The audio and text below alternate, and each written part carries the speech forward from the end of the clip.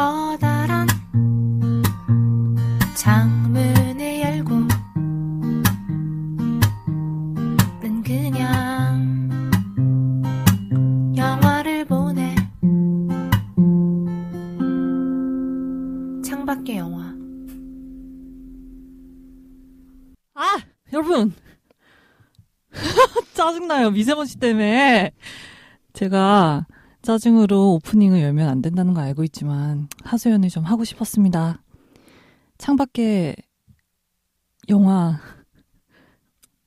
보시는 분 안녕하세요. 배우 주예린입니다. 안녕하세요. 창밖에 미세먼지. 네, 싱어송라이터 여름입니다. 안녕하세요. 영화감독 서원선입니다. 네. 죄송합니다. 오늘 짜증내서? 예린 씨가 또 미세먼지색 옷을 입고 오셨는데 그 쿠키몬스터의 모래색. 네. 그렇네요.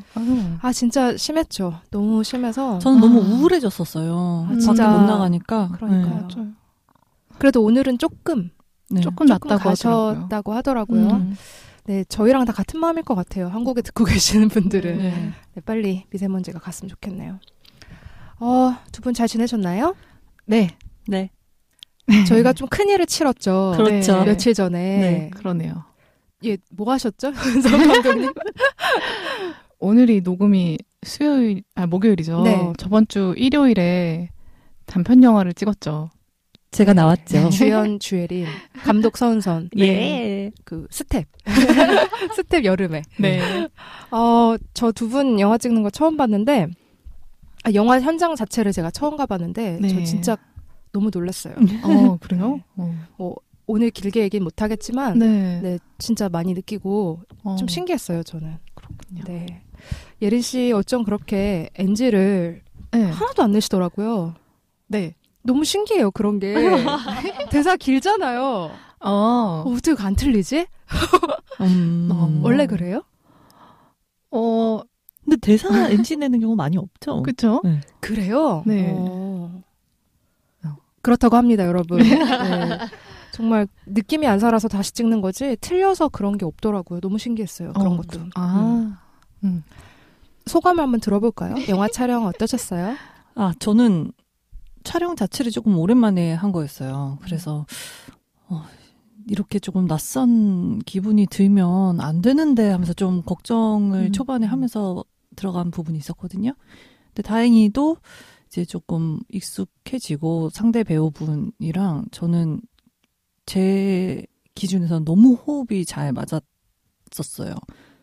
그렇게 약간 반응을 완전 흡수해서 하시는 분은 거의 처음 봤거든요. 네. 그래서 그분이 릴렉스하게 저의 반응을 온전히 다 받아서 해주시니까 저도 이제 거기에 집중을 하게 되면 되게 편해지더라고요. 그래서 여러모로 의미가 좀 깊었던 촬영이었던 것 같아요. 네. 감독님은 어떠셨나요? 저는 일단 이 현장 자체가 저도 처음 겪는 현장이었는데 어떤 의미냐면은 99%가 여성 스텝이었습니다. 네. 너무 그런 현장도 처음이었고 일단 마음이 너무 편했던 것 같아요. 너무 다 열심히 해주셨고 너무 잘 했기 때문에 전 진짜 연출하면서는 그런 도움을 너무 많이 받아서 편했고 배우와도 뭔가 예린 씨와도 좀 오랜 시간 동안 대화를 많이 나눴기 때문에 또 출연하는 또 남성 배우분 네. 이따가 소개해드릴 네. 아무튼 그렇게 좀 정서적인 교류를 많이 나눴던 사이에서 오는 그냥 신뢰감? 그런 게 있었던 것 같아요. 이번 촬영에서는. 네. 스텝이나 배우나. 그래서 일단은 되게 좋았던 현장이었던 것 같아요. 네. 네. 영화 제목은 재밌게 보세요. 네. 남성 배우 1명, 여성 배우 1명, 예린 씨죠? 딱 2명만 나오는. 네. 네. 10분 정도 될까요? 아마도 그 정도 나올 것 같아요. 단편 네. 영화입니다. 네. 자, 그러면 또 관련 있는 부분이 사연을 보내셨다고. 그러니까 이게 저희가 강요한 게 아니에요, 여러분. 정말. 그쵸? 듣고 네. 계실 텐데 강요드린 건 아닌데 어떻게 우연히 또 저희 팟캐스트를 남성 배우분이 들으시고 네. 정주행을 하신 후에 사연을 네. 보내주셨다고 합니다. 네. 네, 그걸 한번 예린 씨가 소개를 해주실 거예요. 제가 읽어드릴게요. 은성 감독님, 예린님, 여름애님, 안녕하세요. 저는 창밖의 영화를 열심히 듣고 있고 이제는 열심히 홍보도 하고 있는 원희승이라고 합니다. 처음 이 팟캐스트를 소개받고 듣기 시작하면서 제가 기존에 갖고 있었던 영화, 특히 외국 영화에 대한 편견이 많이 사라지게 된 것 같아요. 저는 시각장애가 있어서 주로 한국 영화만 보아왔고 그 중에서도 특히 대사가 많은 영화나 화면 해설로 제작된 영화 위주로만 봤었고 외국 영화들은 정말 유명한 몇몇 작품 외에는 접하는 방법이나 이해에 어려움이 있어서 잘 모르는 작품이 대다수였습니다. 역시나 팟캐스트들에서 다루는 영화들 또한 대부분 생소한 영화들이었고요. 그런데 세 분이 영화에 대해서 설명해 주시는 걸 들으면 꼭 책을 보면서 작품을 마음껏 상상하던 때와 같은 단순히 영화에 대해 이야기를 듣는 것 이상으로 몰입을 하게 되고 알려주신 원작 소설도 찾아보면서 조금씩 영화에 대해 이해해가고 있는 저 자신을 발견하게 됐어요. 혐오스러운 마츠코의 일생부터 샤이닝까지 아는 영화는 별로 없었지만 구독 알림이 올 때마다 열심히 찾아 듣고 있어요. 앞으로도 좋은 컨텐츠, 좋은 방송 계속 부탁드려도 되죠? 저를 포함해서 열심히 애청하고 있는 모두가 기대하고 있을게요. 라디오에도 문자 한번 안 보내본 제가 이렇게 간단한 사연을 쓰게 되니까 좀 어색하네요. 조만간 또 사연 남길게요. 세 분 모두 미세먼지에 건강 조심하시고요. 남은 하루도 좋은 하루 보내세요. 네. 네. 네. 저희 주연 배우님이셨던 네. 원희승님이십니다. 네. 이 영화 진짜 너무 보고 싶은데 저도 빨리 보고 싶고 네네. 네. 그리고 이 영화뿐 아니라 저희가 드디어 네. 줄넘기를 공개할 수 있게 됐죠. 네. 맞아. 그러네요. 오늘 기준 숫자가 참 좋아요. 111. 저희 이렇게 한 사람씩을 표현하는 네. 111명 구독자 팟빵 기준. 네. 줄넘기 어떻게 공개하실 건가요? 유튜브에 네. 제가 올리겠습니다. 와. 저희 창밖의 영화 채널 네. 거기다 올리면 되겠네요. 손석구 배우님 감사합니다.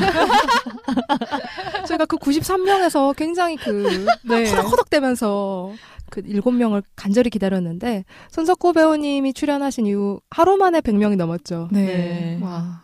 감사합니다. 손석구 배우님. 팬분들 너무 감사해요. 네. 자, 그러면 이렇게 사연도 들어봤고 저희 이야기도 해봤고요. 오늘은 어떻게 보면 시즌2 저희 10편씩 나눠서 한다고 했었을 때 네. 오늘이 두 번째 시즌의 10번째 영화거든요. 근데 오늘은 좀 포맷을 다르게 준비를 해봤습니다.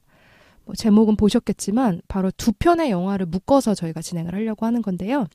오늘 두 편의 영화는 청취자분들이 신청을 해주셨던 영화예요. 네. 먼저 기억하세요? 와일드 누가 신청해 주셨는지? 체리레이님. 그렇죠. 저 키다리 청취자셨던 체리레이 님이 와일드를 요청을 해주신 적이 있고요. 아이토냐 같은 경우는 팟빵 댓글로 남겨주셨었는데 HHI0909님. 네, 9월 9일생.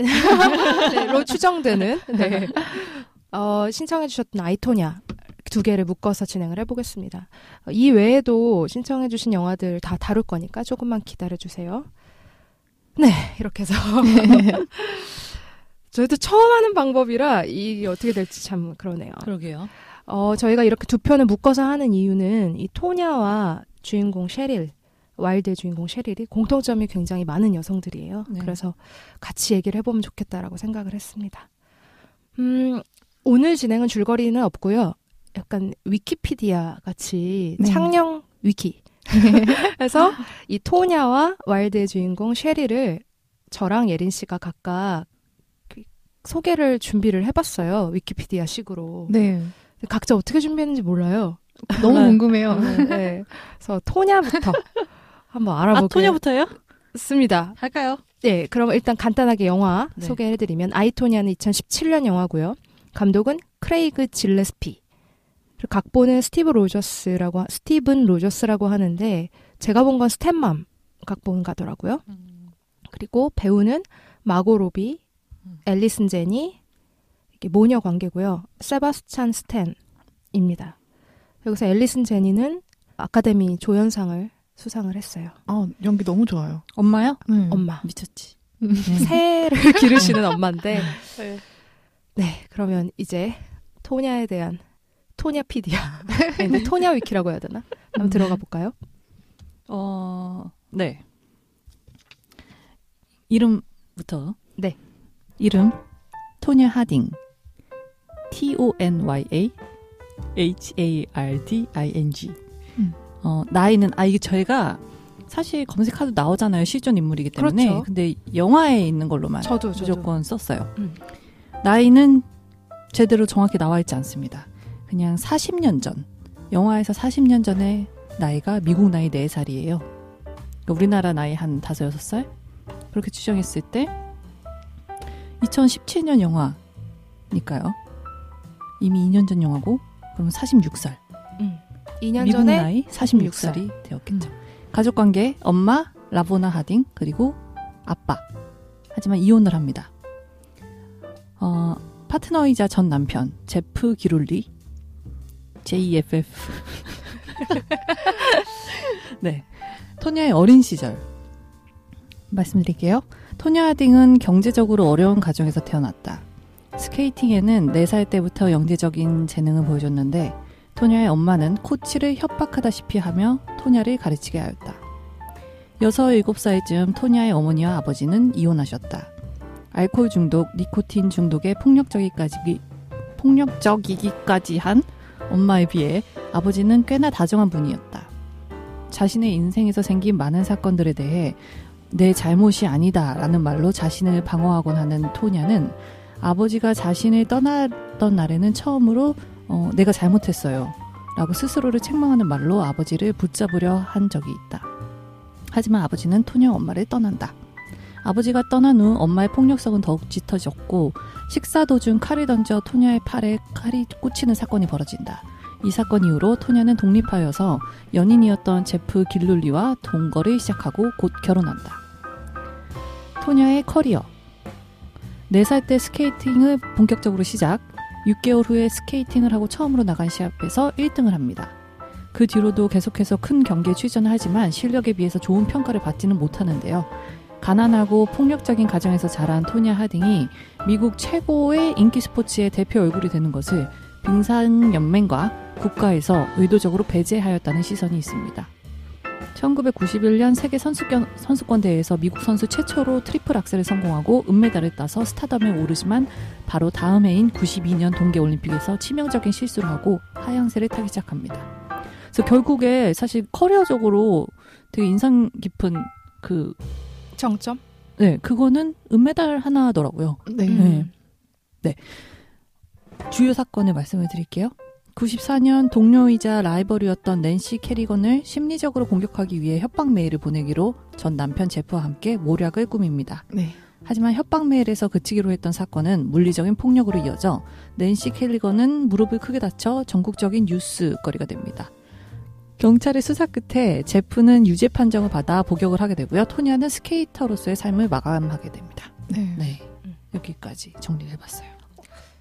저 되게 기자 브리핑 처음 들렸어요. 네, 그렇죠. 발음이랑 이렇게 너무 잘 들어와가지고. 토냐. 다음에 제가 아나운서 컨셉으로 한번 해보겠습니다. 네. 근데 약간 네. 지금 약간 비슷했는데. 이렇게 토냐를 일단 만나봤고요. 네. 토냐의 친구 셰릴도 만나보겠습니다. 네. 셰릴은 와일드의 영화의 주인공이죠. 와일드는 2014년 작품이고요. 감독은 장 마크 발레, 달라스 바이어스 클럽, 네. 데몰리션 같은 영화들을 만들었고 원작은 동명의 논피션 에세이가 있어요. 네. 네. 책은 2012년에 나왔고요. 각본은 닉 혼비. 근데 어바웃 어 보이 작가고 언에듀케이션 브루클린 각본을 또 작업을 하셨더라고요. 배우는 리즈 위더스푼 그리고 로라던 이렇게 투탑인 것 같아요. 네. 여기서 리즈 위더스푼은 주연이지만 또 프로듀싱을 했어요. 네. 네. 토냐도 마골 로비가 프로듀서로 했어요? 네. 공통점이 또 있어요. 공통점이 또 네. 있네요. 네. 근데 궁금한 게 마골 로비 몇 살이에요? 실제 나이? 90년생. 그럼 리즈 위더스푼이 훨씬 나이는 많네요. 네. 네. 그래서 저도 이제 셰릴을 소개를 해드려 볼게요. 이름 셰릴 스트라우드. 이 성은 본인이 직접 지었습니다. 남편하고 이혼할 때 스트라우드라는 성을 자기가 지어서 붙였어요. 나이는 저는 그냥 현재 시점에서 26살이고요. 그때가 1995년인데 95년에 26살입니다. 키는 156cm, 자그마한 체구, 머리색, 어깨까지 오는 금발, 얼굴, 리즈 위더스푼 얼굴입니다. 상상해보세요. 리즈 위더스푼 얼굴에 네, 키가 작고요. 학력, 미네소타 대학교에서 문학을 전공했어요. 네. 취향, 좋아하는 작가, 에밀리 디킨슨, 에이드리언 리치, 플래너리 오코너를 좋아한다고 나오는데 모두 여성 작가예요. 좋아하는 음료, 저와 같아요. 마르게리따. 네. 스냅플 아니에요? 스냅플은 그쵸. 마르게리따가 어디 나오지? 마르게리따는 언제 나오냐면 친구가 먹는 거를 혼자 먹나? 그 임신 얘기할 때 난 이게 너무 먹잖아. 그립다라고 하면서 뭐 멕시코 음식, 마르게리따 뭐 이런 식으로 얘기를 하는데 아마 산행을 할 때는 그 알코올을 먹으면 안 되니까 비슷한 맛인 그 레모네이드를 마시는 게 아닐까 싶기도 하네요. 특히 눈 내리는 창밖을 보면서 멕시코 음식과 곁들여 마시는 걸 좋아합니다. 그 마르게리따 가장자리에 소금이 뿌려져 있잖아요. 약간 네. 그 모습이 눈 내린 거랑 비슷하죠. 가족관계, 엄마, 남동생, 전남편 폴 있고요. 신체적 특기사항은 왼쪽 팔에 문신이 있어요. 이 문신은 말이 달리는 모양의 문신이고 천마총. 약간 천마총 벽화죠. 예, 그걸 검은색으로 새겼다고 보시면 돼요. 예, 약간 신화적인 그런 말의 형상을 하고 있고요. 전 남편과 커플로 똑같이 새기고 있죠. 아마 엄마 이름이 뭐지? 밥인가? 네. 네, 사랑했던 말이 있어요. 그걸 아마 떠올리며 새긴 것 같기도 합니다. 네. 어린 시절은 토냐랑 비슷해요. 그렇게 행복한 어린 시절은 아니에요. 일단 6살에 셰릴의 부모님은 이혼을 하셨고요. 아버지는 알코올 중독자였고 엄마에게 폭력을 휘두르는 사람이었습니다. 그래서 이혼을 한 후에는 엄마인 바비와 동생과 함께 지내게 되죠. 바비의 꿈은 딸을 자기보다 조금 더 교양 있게 키우고자 하는 거였어요. 그래서 그 꿈을 이루죠. 왜냐하면 문학을 전공하는 대학생이 되잖아요. 하지만 셰릴은 다소 냉소적인 성격입니다. 그래서 엄마의 취향을 좀 폄하를 하거나 부끄러워하는 경향이 있었어요. 왜냐하면 바비가 셰릴과 같은 대학에 입학을 해요. 40대 중반 나이에. 그래서 함께 공부를 하게 되는데 셰릴은 학교에서 바비를 엄마를 마주치면 모른 척하기도 했습니다. 이러한 기억들이 훗날 엄마를 잃고 나서 죄책감을 느끼는 요소로 작용을 했던 것 같아요. 그 대학이었나요? 네. 컬리지. 네. 그래서 주요 사건은 한 4가지 정도가 있습니다. 첫 번째로는 어머니의 죽음이 있고요. 좀 쌀쌀맞게 대하긴 하지만 셰릴이 가장 사랑했던 사람이 엄마인데 엄마가 암에 걸리게 되고 허무하게 한 달 후에 죽게 돼요. 제대로 인사 나눌 시간도 없게 죽게 되기 때문에 게다가 이 나이가 45살밖에 안 돼요. 너무 젊은 나이에 돌아가신 거죠. 이 사건을 계기로 셰릴은 삶의 방황을 겪게 됩니다. 두 번째, 마약 중독과 절제 없는 성생활입니다. 어머니가 돌아가신 이후에 셰릴은 방황을 하게 되는데 결혼을 한 상태였음에도 불구하고 무절제한 성생활을 하고요. 나중에는 헤로인에 중독이 됩니다. 이러한 일들이 남편 폴과 이혼하는 계기가 되죠. 아까 말씀드린 말 모양의 타투는 사실 이혼 기념으로 새긴 거예요. 근데 이혼을 기념한다는 것만 봐도 아주 추악하게 헤어진 건 아닌 것 같아요. 나름대로 어떤 애정을 갖고 있었기 때문에 이혼을 하면서도 타투를 했겠죠. 세 번째 사건은 임신과 낙태입니다. 이혼 후에 셰릴은 임신을 하게 되는데 아버지가 정확하게 누군지 몰라요. 그래서 아까 전에 말씀드린 그 마르게리따를 먹던 카페, 눈이 펑펑 오는 날 자기의 베스트 프렌드에게 자기 임신 사실을 털어놓죠. 근데 그날 셰릴이 카페에서 이 PCT, 트래킹 안내 책자를 보게 되고요. 그때 이 산과 강이 펼쳐진 자연의 이미지에 강하게 끌리게 되죠. 그래서 임신 테스트기를 확인한 후에 눈에 파묻힌 자동차를 빼기 위해서 미친 듯이 삽질을 하는 장면이 나오기도 합니다. 그리고 결국은 낙태를 하고요. 그 이후에 마지막인데 PCT의 여정에 오르게 된 것이 그녀의 삶에서 중요한 사건이에요. 1995년 6월 12일부터 9월 15일까지 거의 3개월간 트레킹을 하게 되는데요. 이 퍼시픽 크레스트 트레일은 멕시코 국경부터 캐나다 국경까지 가는 여정이에요. 근데 길이로 치면 4,285km 정도 된다고 합니다. 좀 감이 안 오실 것 같은데 서울과 부산이 400km 정도 된대요. 그 10배 이상을 걷는 거죠.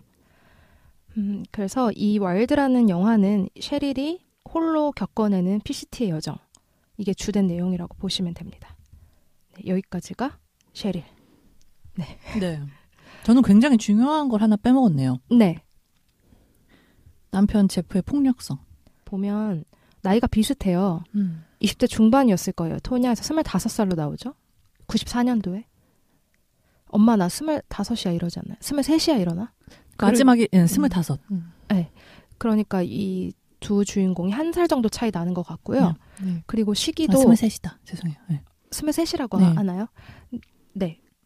이 미국에서 살아가는 1990년대 중반의 20대 중반 여성들의 얘기라고 보시면 돼요. 두 이야기 다. 네.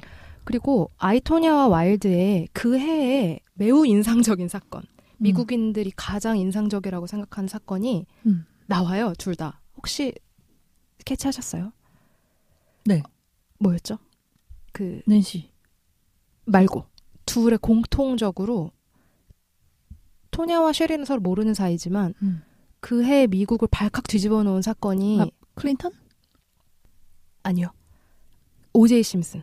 아. 사건이 와일드의 초반부에 그죠. 라디오에서 흘러나오고 네. 토니아에서는 끝에 그 오제이 그게 심슨이었군요. 오제이 심슨이에요. 네. 그쵸, 소름 끼쳤잖아요. 그래서 이거 우리 알고서 우리 그러니까 갑자기 제가 한 건데? 알고 한 건 아니었어요.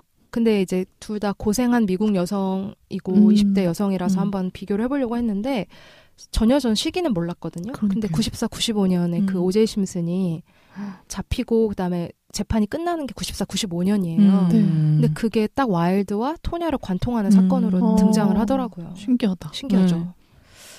네, 그런 사건이 있습니다. 자, 이제 예린 씨가 말씀해 주신 대로 두 사람의 남자 관계 그리고 엄마와의 관계 등등을 한번 살펴보죠.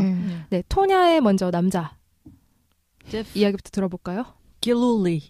제프 길룰리. 네. 나중에 또 이름을 바꾸죠. 잘 살아보겠다고. 네. 네. 맞죠. 어떤 사람이었나요? 우선 토니아가 그 스케이팅 연습을 하는 모습을 보고 거의 첫눈에 반하다시피 하죠. 그리고 You are fucking pretty라는 말을 고백을 하면서 네. 이 여자의 말을 사로잡게 되는데 네. 겉으로는 정말 이중적인 사람이에요. 겉으로는 장애인 협회에서 이렇게 도와주는 일을 하잖아요. 네. 그러면서 집 안에서는 토니아 때리고 욕하고 그런 폭행을 일삼죠. 근데 참 안타깝게도 토니아가 어린 시절에 엄마의 폭력으로부터 굉장히 길들여져 있는 사람이기 때문에 네. 거기에 되게 익숙하고 그리고 나아가서는 그게 잘못된지 모르는 상태에 있기 때문에 시간이 지난 다음에 미안하다는 말로 모든 게 그냥 다 용서가 되는 그런 관계를 유지를 하게 되는 거죠. 그리고 중간에 근데 사태 심각성을 깨닫고 이혼을 해요. 네. 이혼을 하기까지 오는데 나중에 이 엄마를 다시 만났을 때 엄마가 토니한테 너는 그 증오의 힘으로 스케이팅을 할 수 있는 애다. 내가 그래서 너를 그렇게 모지게 키운 것이다. 라는 얘기를 하는 걸 듣고 자기의 곁에는 참 모순적으로 그런 인물이 옆에 있어야지만 자기가 커리어를 계속 성공적으로 이끌 수 있겠구나라는 생각이 들어서 그 제프를 다시 찾아가게 되죠. 네. 그리고 이게 아직까지 정말 실제로 밝혀진 바에 의하면 그리고 영화에서도 그대로 그 팩트를 가지고 왔는데요.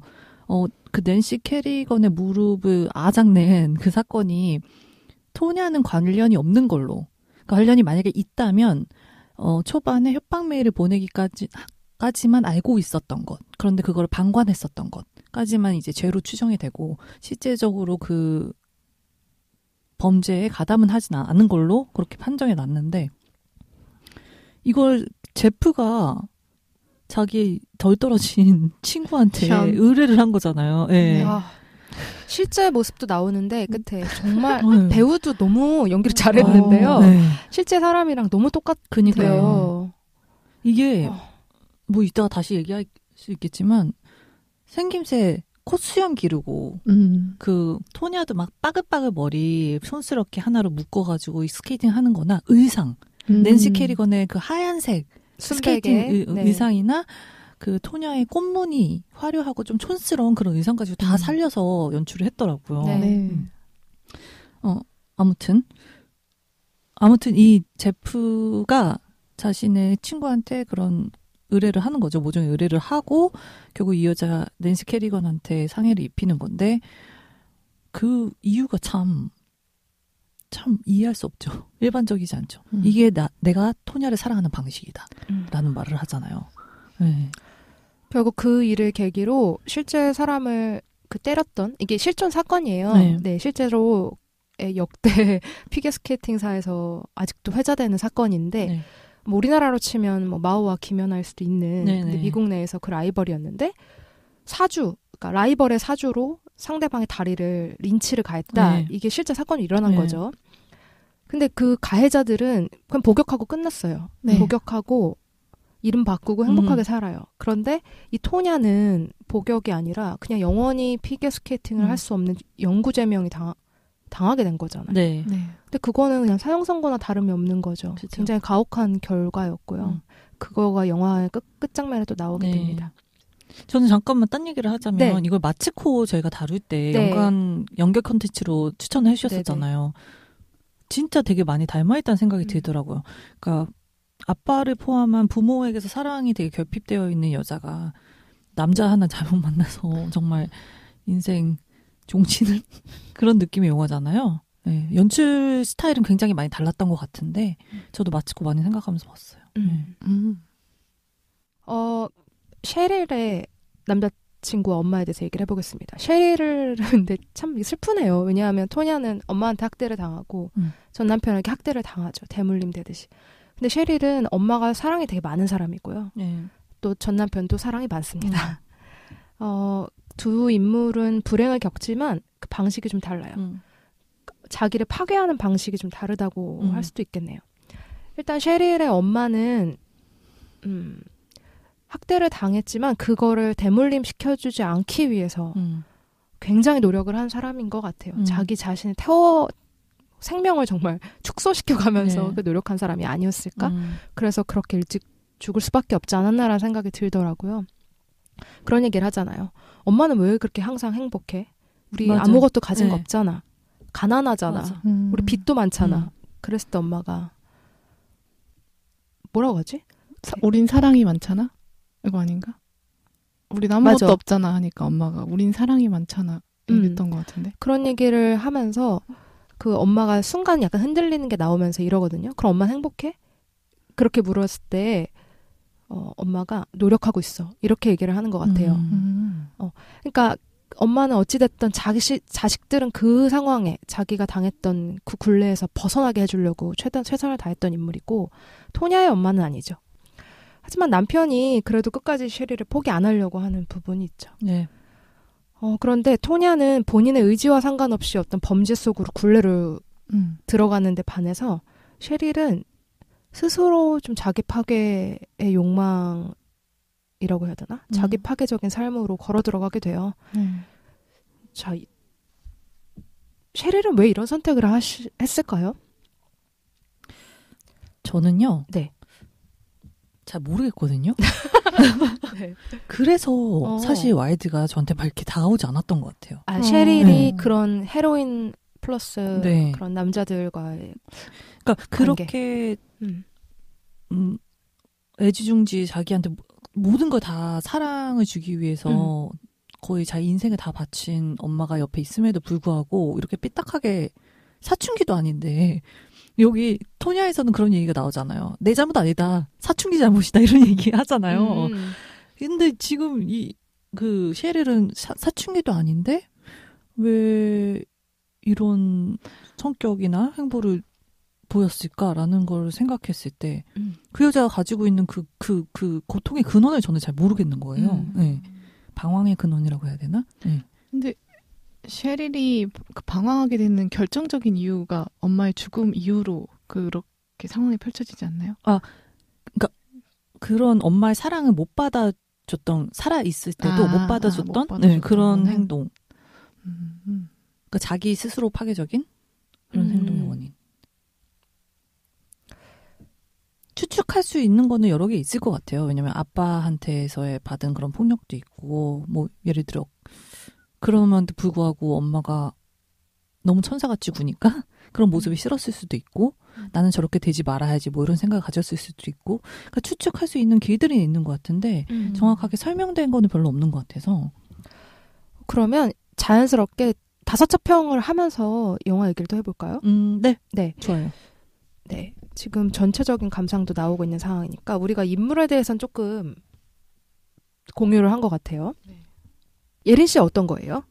와일드의 5차 평. 저 아이토니아부터 해도 돼요? 네. 아이토니아부터 할까요? 전 아이토니아는 미국산 악녀. 미국산 악녀. 네.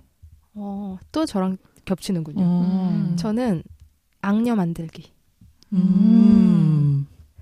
은선 씨는? 침대?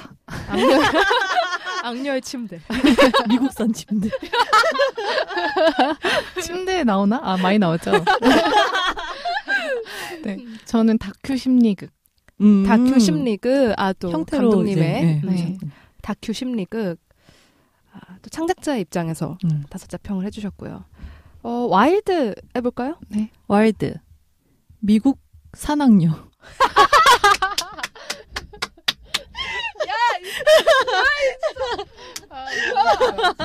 잘하는데? 와, 이거 대박이다.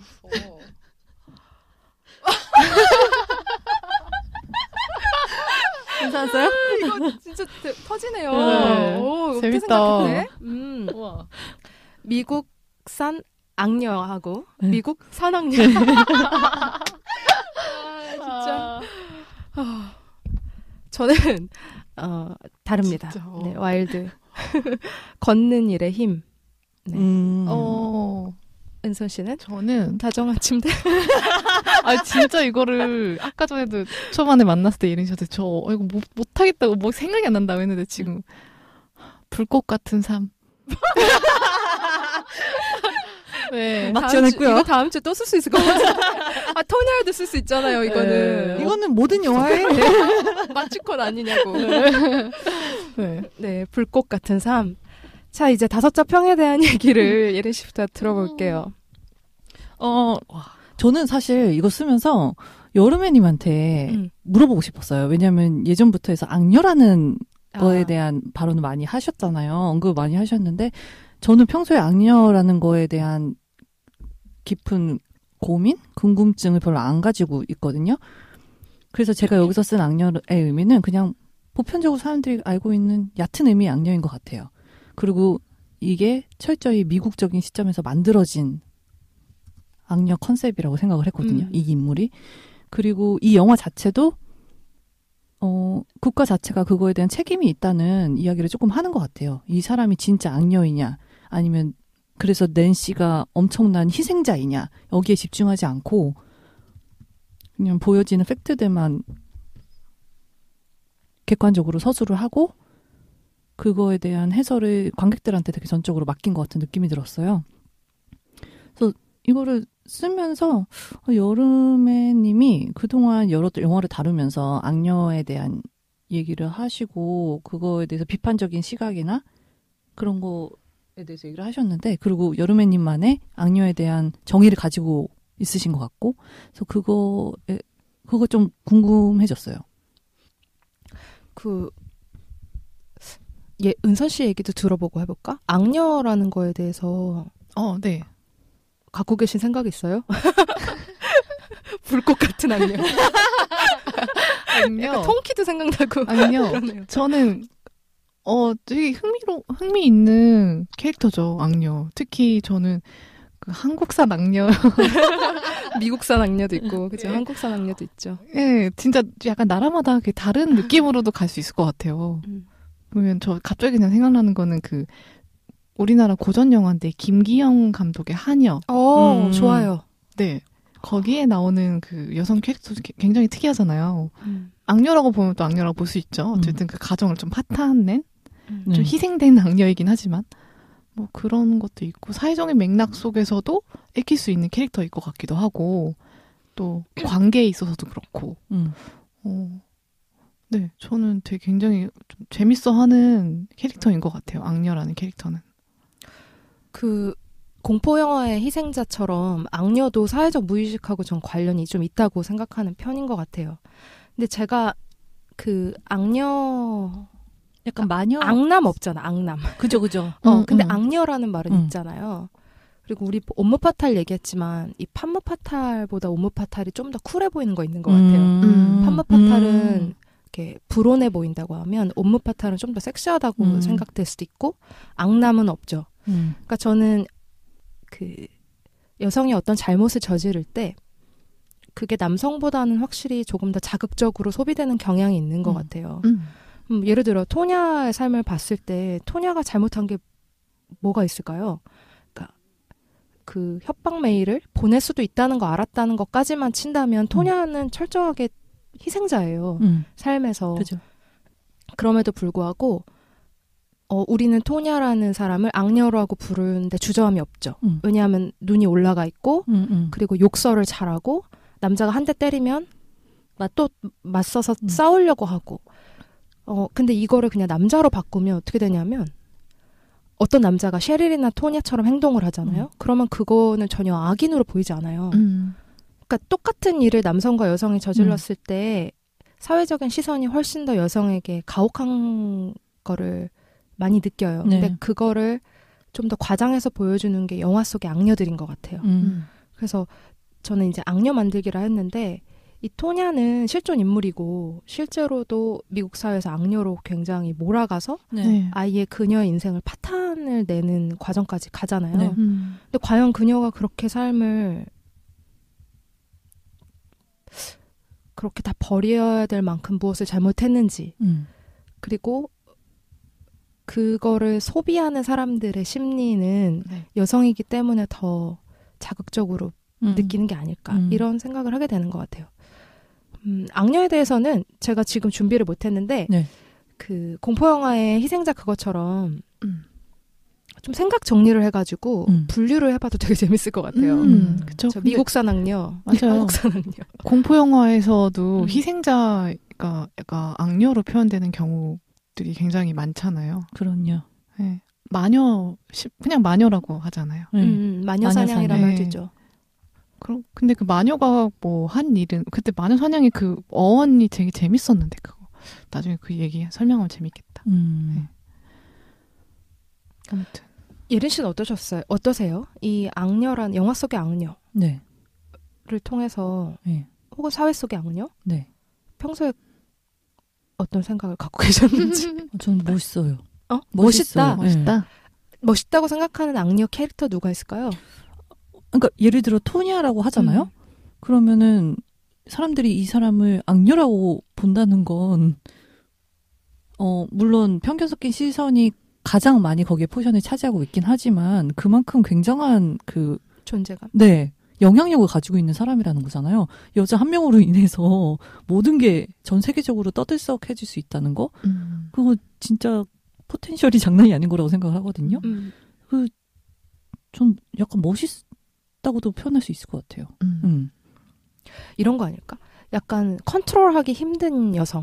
네. 그러니까 순종적이지 않은 여성을 대할 때 사람들이 당황을 하잖아요. 네. 내 뜻대로 되지 않으니까. 그러면 동시에 그게 죄인 것처럼, 악녀라는 것 속엔 죄인이라는 뜻이 있으니까 그게 일종의 죄인 것처럼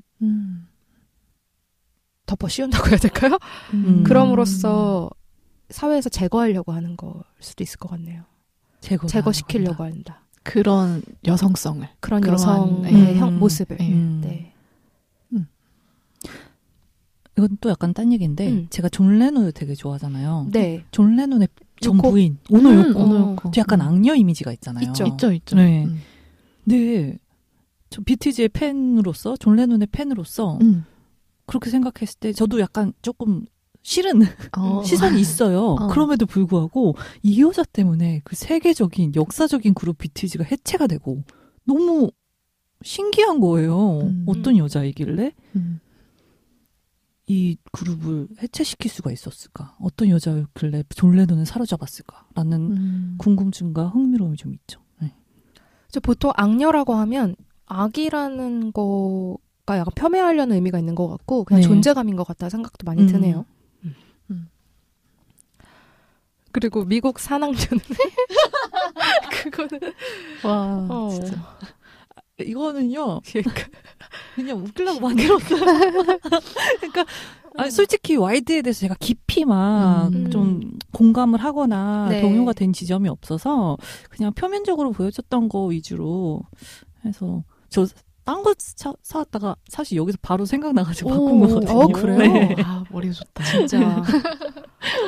역시. 그래서 네, 그렇게 저한테 뭔가 인상적으로 남지는 않았어요, 영화가. 그 교차 편집하는 그런 방식도 그게 끝까지 계속 이어지잖아요. 그래서 좀 지루한 면도 있었고, 그 엄마의 죽음으로 인해 나의 진정한 아름다움을 찾기 위해 PCT 트래킹을 시작을 했다? 그 시놉시스만 딱 봤을 때도 저는 뭔가 잘 이해가 안 됐었거든요. 그렇죠. 네, 그 아쉬움에 대해서 한번 얘기를 좀 더 해봐도 괜찮을 것 같아요. 네. 저는 방금 악녀 만들기는 많이 얘기를 한 것 같고 네. 걷는 일의 힘인데 와일드가 이 토냐와 셰릴의 가장 큰 차이인 것 같아요. 그러니까 저는 이 와일드에서 걷는 일의 핵심은 굴레를 벗어난다는 의미로 봤거든요. 네. 예를 들어 우리가 삶의 어떤 굴레 속에 있으면 뭐가 잘못된 건지 잘 못 알아볼 때가 많잖아요. 네. 그러니까 매일마다 일상 속에 굴레에 있다거나 아니면 내가 어떤 폭력 속에 굴레에 있을 때 토냐가 딱 그런 사람이었는데 결국 토냐는 그 강력한 중력이라고 해야 되나? 그 뱅글뱅글 돌아가는 그 힘 속에서 빠져나가지 못한 것 같고요. 네. 그런데 셰릴은 그런 마약 중독까지 갔지만 어떻게 해서든 거기서 벗어나려고 마지막 힘을 발휘한 사람 같아요. 그리고서는 자신이 늘 있던 그 공간이 아니라 물리적으로도 자신의 육체를 새로운 공간으로 옮겨놓고 그 다음에 실제적으로도 내가 모르는 길을 걷는 거죠. 네. 3개월 동안. 근데 그럼으로써 그 셰릴은 뭔가를 객관적으로 볼 수 있는 눈으로 갖게 되고 그 다음에 자기가 가지고 있던 그 굴레에서 한 번 더 그거를 점검을 해본다고 하나? 그러면서 자신이 가진 짐들을 내려놓는 과정을 보여준 것 같고 저는 걷는 거 굉장히 좋아하거든요. 저도요. 네. 그쵸. 그래서 저는 이런 힘을 믿어요. 네. 그래서 토냐가 PCT를 갔어야 되는데 또 링 위로 올라갔네 또. 저는 저희가 이거를 여자의 근육으로 설명해도 괜찮겠다는 얘기를 했었잖아요. 맞아요. 우리 그 제목 붙일 수도 있죠, 네. 지금. 그 걷는 일의 힘, 그 힘의 근원, 혹은 이 근육의 근원, 단백질의 근원이 어디 있을까라는 생각을 했을 때, 토냐가 그 굴레를 빠져나가지 못하고 셰릴은 빠져나갈 수 있었던 게 그 단백질의 근원이 증오와 사랑이라는 것에 차이가 좀 있을 거라고 생각을 했거든요. 네. 그래서 비록 엄마는 돌아가셨지만, 그리고 살아생전에 원하는 모습을 보여드리진 못했지만 그 엄마가 유산으로 물려줬던 사랑이라는 게 셰릴 안에 남아있다가 그 여자를 고통 속에서 이제 좀 해방을 시킨 그런 게 된 것 같고요. 근데 토냐는 그 근원이 증오였기 때문에 그 안에 계속 남아있을 수밖에 없지 않았을까라는 생각이 들었어요. 저는 아이토니아는 다큐 심리극으로 네. 했죠. 풀어서 이야기하면은 다큐멘터리 느낌이 드는 심리극인 거예요. 이 논란이 되는 인물이잖아요. 토냐 하딩이. 네. 논란이 되는 인물의 인터뷰를 토대로 그리는 이 영화는 과연 객관적일 수 있을까? 라는 질문에서 좀 시작을 했고 근데 어쨌든 창작의 객관은 창작자의 주관으로도 볼 수 있는 거잖아요. 네네. 그랬을 때 이 영화는 다큐적인 느낌을 가지고 만든 토냐 하딩의 내적 고백의 이야기라고 저는 봤어요. 그래서 이 영화의 인터뷰에서 사실 토냐가 사실이 아닌 것도 말할 수 있잖아요. 그죠. 미화해서 말할 수도 있고 혹은 왜곡해서 말할 수도 있잖아요. 그래서 이 영화를 어떤 그 사실 그대로를 바라보기보다 토냐 하딩의 입을 통해서 당시 그녀가 느꼈던 감정 그런 부분에 집중해서 일종의 자기 고백, 좀 자기 변명의 심리극으로 봤어요. 그래가지고 저는 다큐 심리극이라고 했습니다. 약간 페이크 다큐 형식이 안에 들어있죠. 네. 그래서 굉장히 끔찍한 장면이 많이 나오는데 네. 그걸 약간 상쇄시켜주는 게 그 페이크 다큐라는 형식인 것 같아요. 맞아요. 그러니까 맞고 있는데 우리가 너무 헉할 때 카메라 보고 얘기하잖아. 카메라 보고 얘기하잖아요. 그게 조금 상쇄를 시켜주고 그런 것도 있었죠. 그 토냐 하딩이 뭐지? 중간에 잠깐 뭐 슬럼프가 왔었나? 그래서 웨이트리스 일하면서 네. 하고 있다가 맞아요. 그 코치가 다시 와서 네. 우리 다시 해보자라고 했었을 때 훈련 엄청 열심히 하잖아요. 네. 막 나무 들고. 근데 그 코치가 카메라 정면으로 보면서 이것도 했어요. 뭐 네. 사실대로 얘기하잖아요. 이거 진짜 했답니다. 막 그 푸대 자루를 들고 가면서 이러잖아요. 로키가 이렇게 훈련했다고. 그런 장면들에서도 사실이 아닌 것들도 그러니까 전 이런 생각했어요. 그 코치가 항상 그런 얘기를 많이 하더라고요. 그건 사실이었죠. 그건 아니었어. 이런 식의 약간 좀 사실관계를 가장 객관적으로 이해하게 해주는 사람이었던 것 같아요. 그 인터뷰 하는 사람들 중에서. 다른 사람들은 다 자기 본인의 이야기들이라서 맞아. 변명이 되고 약간 뭔가 왜곡이 되고 미화가 되는 경우가 있는데 코치는 그럴 일이 없으니까 그 얘기를 했었던 것 같아서 그런 장면들도 재밌었고 그랬던 것 같아요. 이번 방송이 어떻게 돼? 첫 장면 해야 되는데 첫 장면 나중에 저 불꽃 같은 삶 안 하나요? 해야죠. 아니 헷갈리네 이거 2개씩 하려니까 힘드네 이거. 불꽃 같은 삶 해야죠. 다음 주에도 되잖아요. 근데 근데 불꽃이 꽤 의미가 있어요. 네네네. 근데 이 영화에서 그 오프닝 타이틀 와일드라고 뜰 때 불꽃 플레임. 일렁이잖아요. 맞아. 그래서 저는 불꽃 그리고 뭐 종이 태우는 장면들도 있었고 그 엄마의 죄를 삼키는 장면도 있고 네. 뭔가 불꽃과 저는 계속 연관이 있었거든요. 이미지가. 그리고 불꽃 같은 삶은 셰릴이 아니에요. 셰릴의 엄마 바비예요.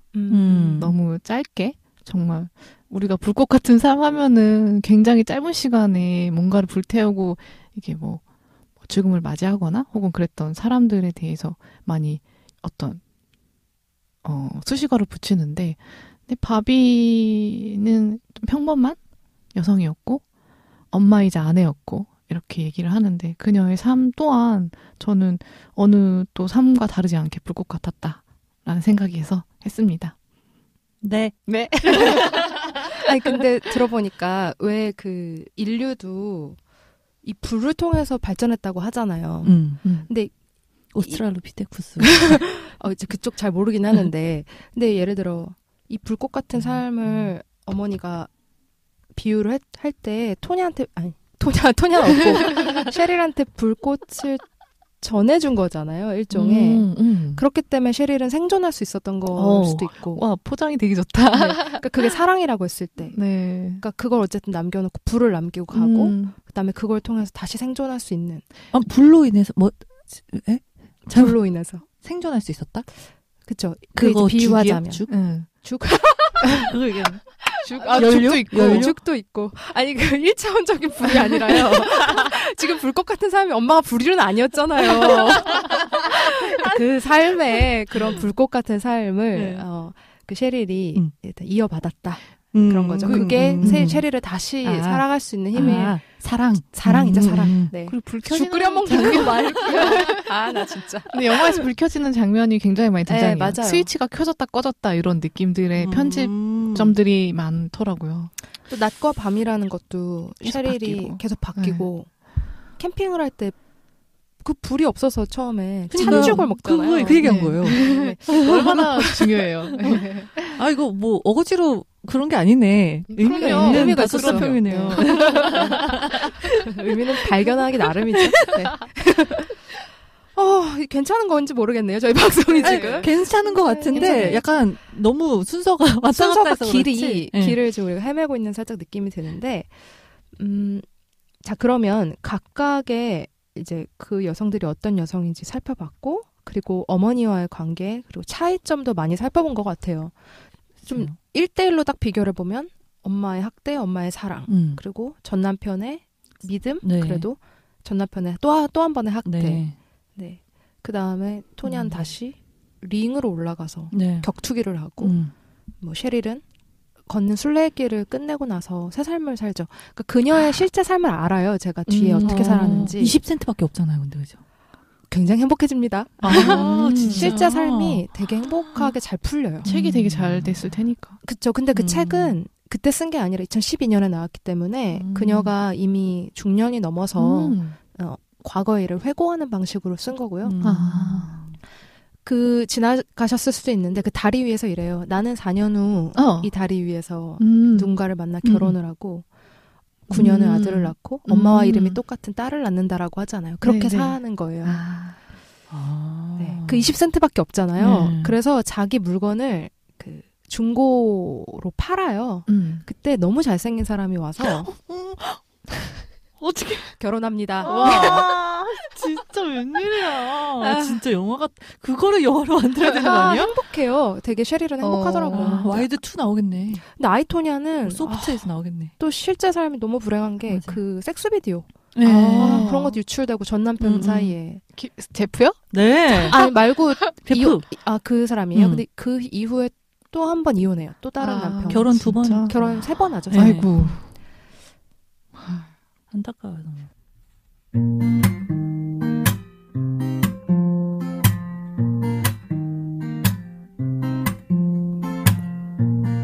창밖의 영화는 2부로 이어집니다.